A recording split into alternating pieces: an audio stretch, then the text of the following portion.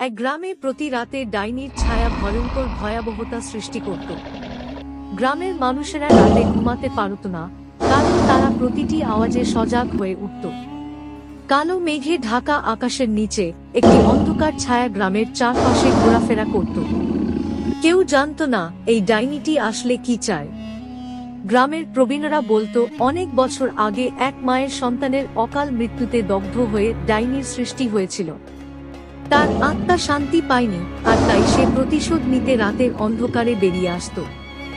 এক রাতে গ্রামের সাহসী যুবক রঞ্জন সিদ্ধান্ত নিল সে এই ছায়ার রহস্য উন্মোচন করবে।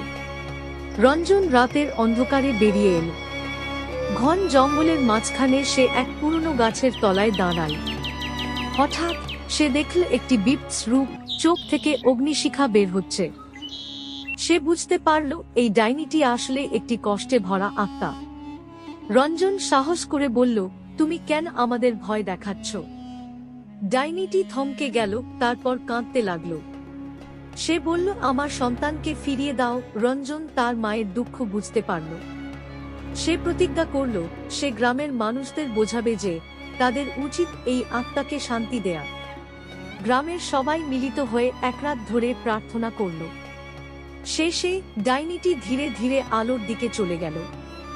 আর তারপর থেকে গ্রামের মানুষেরা শান্তিতে ঘুমাতে পারল, কারণ ডাইনির ছায়া আর তাদের ভয় দেখাতে আসেনি।